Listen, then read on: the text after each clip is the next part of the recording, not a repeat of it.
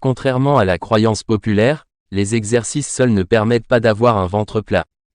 En réalité, manger sainement et adopter de bonnes habitudes de vie peuvent avoir un effet encore plus important sur votre ventre.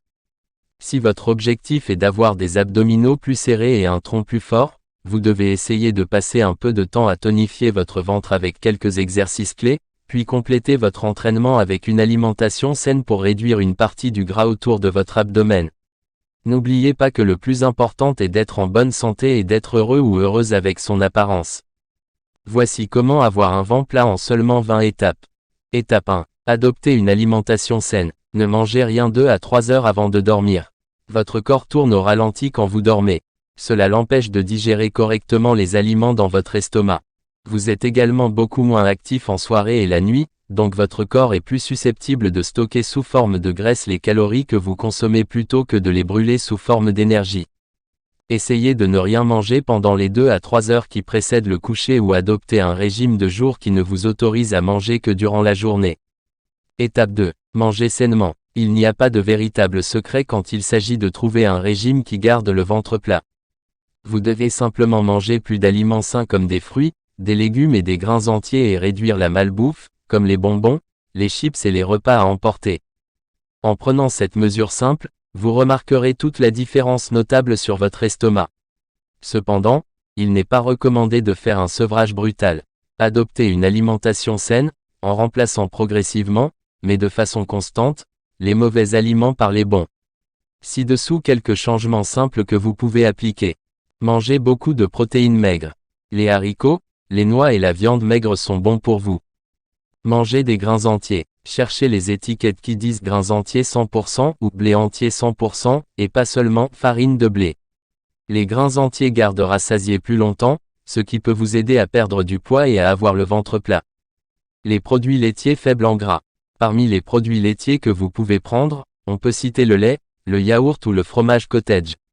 Évitez les produits riches en gras comme la crème glacée et les fromages à pâte dure. Mangez des graisses saines. Les graisses ne sont pas toutes mauvaises, les graisses mono-insaturées que l'on trouve dans les avocats, les noix, l'huile d'olive et l'huile de poisson sont en fait très bonnes pour vous. Il en est de même pour les graisses polyinsaturées que vous trouverez dans les huiles de graines. Elles peuvent vous aider à perdre du poids.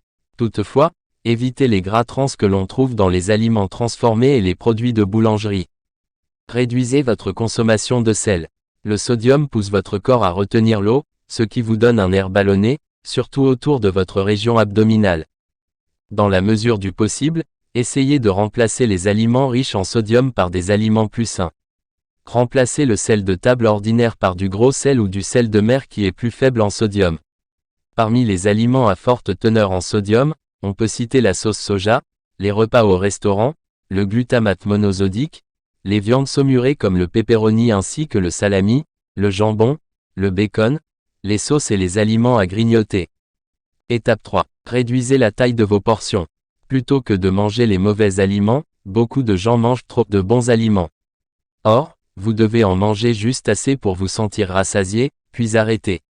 Si vous mangez régulièrement des collations saines tout au long de la journée, vous ne devrez pas avoir faim. Une bonne astuce consiste à utiliser des assiettes plus petites quand vous mangez. De cette façon, votre assiette aura l'air d'être remplie de nourriture, mais en réalité vous mangerez moins que d'habitude. Essayez également de remplir la moitié de votre assiette de légumes. Essayez de mastiquer plus lentement et complètement quand vous mangez. Bien mâcher les aliments favorise le processus de digestion dans l'estomac, réduisant les sensations de ballonnement et de gaz. Vous devez mâcher chaque bouchée jusqu'à ce qu'elles aient la consistance de la compote de pommes. Prenez de courtes pauses entre chaque bouchée quand vous mangez. Ce temps supplémentaire donnera à votre estomac l'occasion de se rendre compte qu'il est rempli, ce qui vous évitera de trop manger.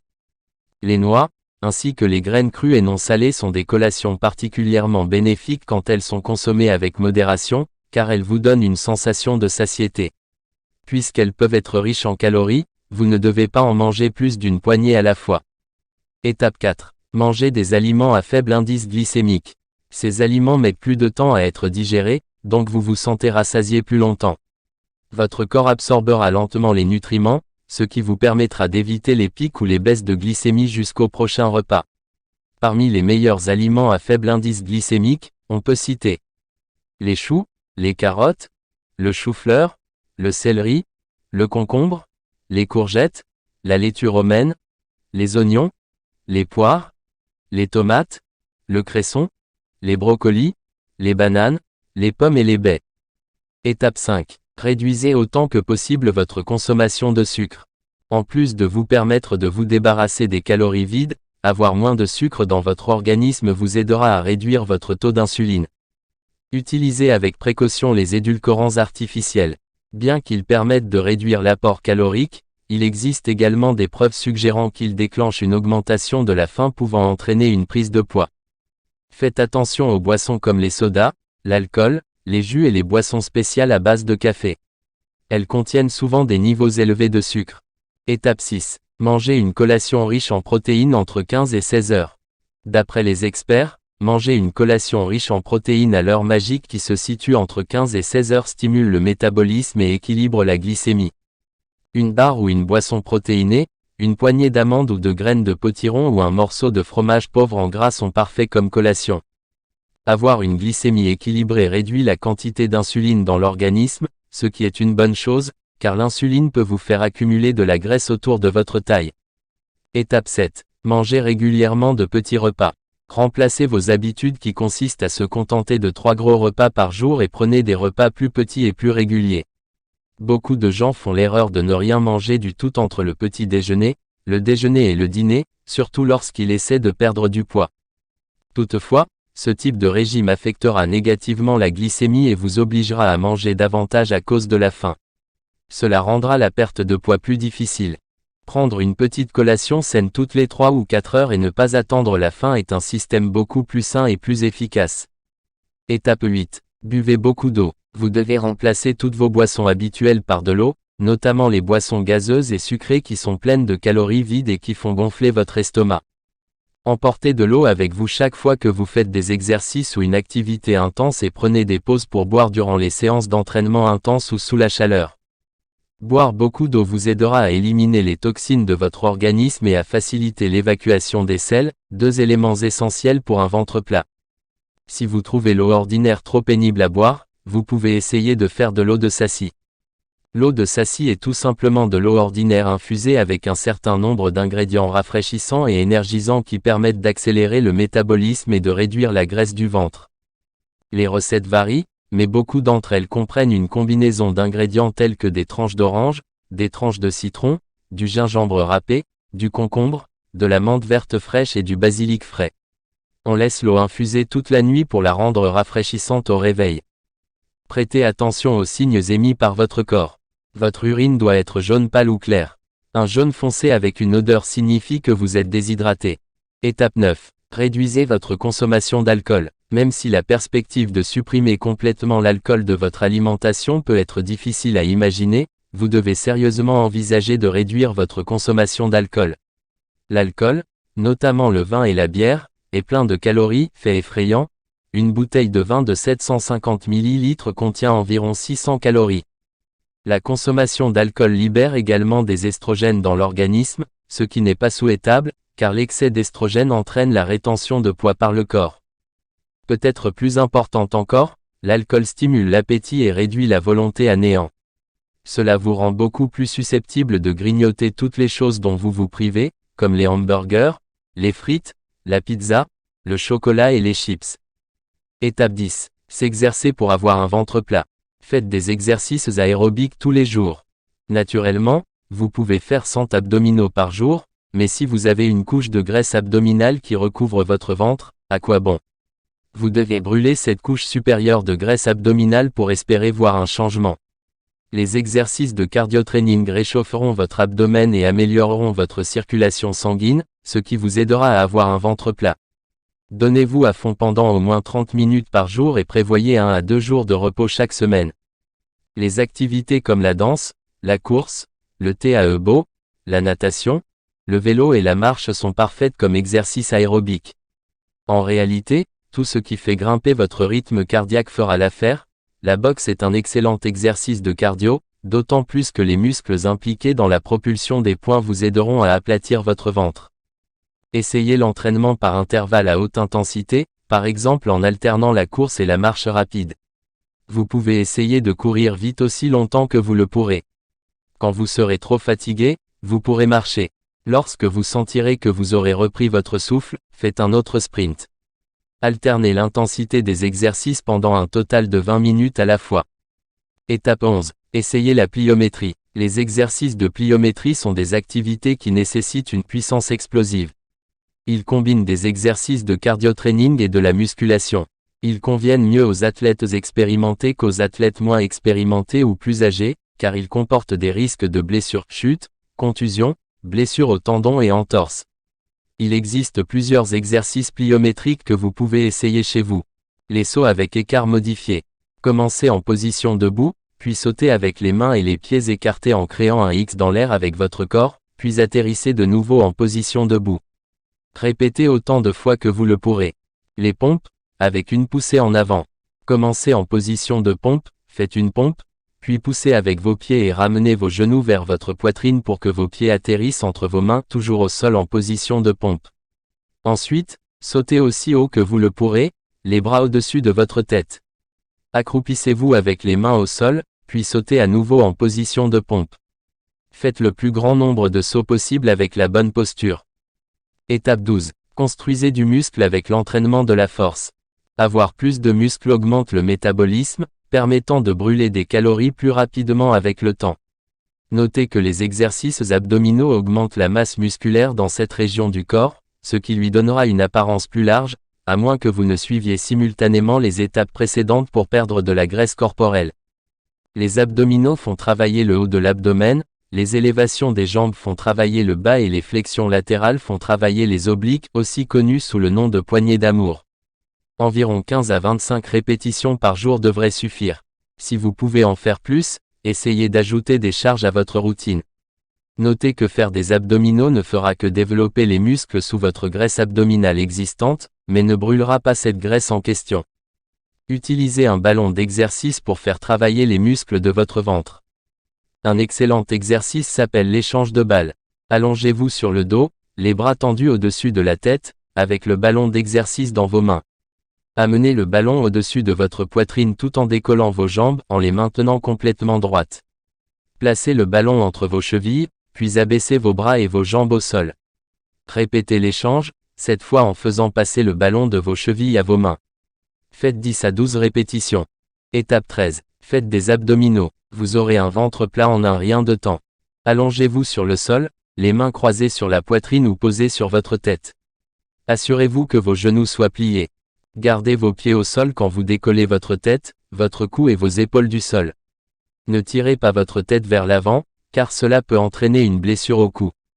Répétez 10 fois et augmentez le nombre de répétitions tous les jours. Étape 14. Vivre sainement. Consultez un expert. Les médecins, les diététistes certifiés et les entraîneurs personnels peuvent vous aider à réunir toutes les conditions nécessaires à la perte de poids. Ils peuvent vous donner une routine d'alimentation et d'exercice qui vous permettra d'atteindre le poids que vous désirez. Il est beaucoup plus facile de travailler à partir de leurs conseils que de le faire seul. Consultez un médecin pour vous assurer que vous êtes suffisamment en bonne santé pour faire des exercices vigoureux ou pour apporter des changements majeurs à votre alimentation. Il pourra vous aider à trouver une routine qui correspond à votre état de santé. Une diététicienne agréée peut fournir des conseils professionnels en matière de régime alimentaire et de nutrition. Vous pouvez également contacter une nutritionniste agréée, même si elle ne peut pas vous fournir des routines de repas comme la diététiste. Un entraîneur personnel vous aidera à créer une routine d'exercice personnalisée.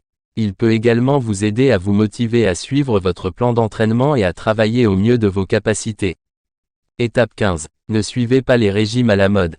Manger sainement et faire de l'exercice sont les meilleurs moyens de perdre les kilos superflus. Les régimes à la mode peuvent avoir des résultats à court terme, mais ils se retourneront contre vous après un certain temps ou causeront même de sérieux dommages à votre corps.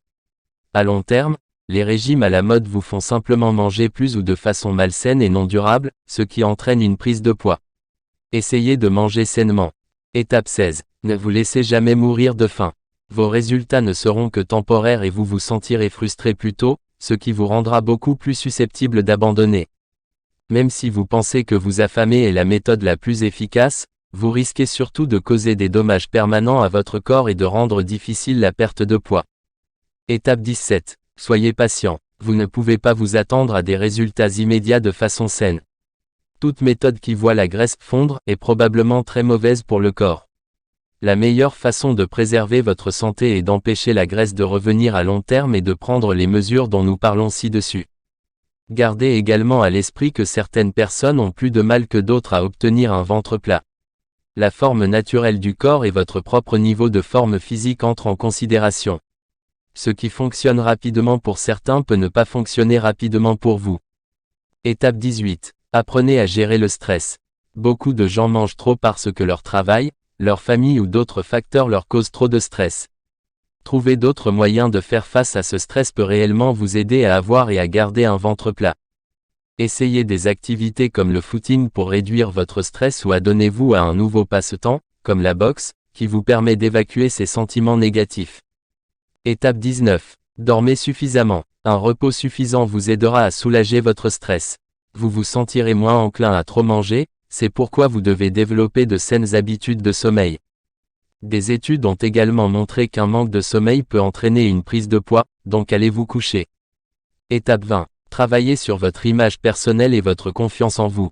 Beaucoup de gens mangent plus qu'ils n'en ont besoin pour se sentir mieux, parce que d'autres les rabaissent, parce qu'ils se sentent seuls ou parce qu'ils n'aiment pas leur apparence. Ne faites pas cela, vous êtes belle et formidable, si vous acceptez le fait que vous êtes magnifique comme vous l'êtes, vous verrez que vous êtes parfaite avec cette petite douceur dans la région du nombril. Ne comparez pas votre corps à celui des autres. Tout le monde a un type de corps spécifique et personne ne sera jamais exactement le même. Vous n'avez peut-être pas du tout besoin d'un ventre plus plat. Tant que vous vous sentez en bonne santé, le reste ne compte pas. Voici quelques conseils à suivre. Si vous avez faim alors que vous avez suffisamment mangé, buvez un verre d'eau pour vous rassasier. Prendre le petit déjeuner tous les jours permet de réduire le gain de poids tandis que le sauté provoque une prise de poids supplémentaire.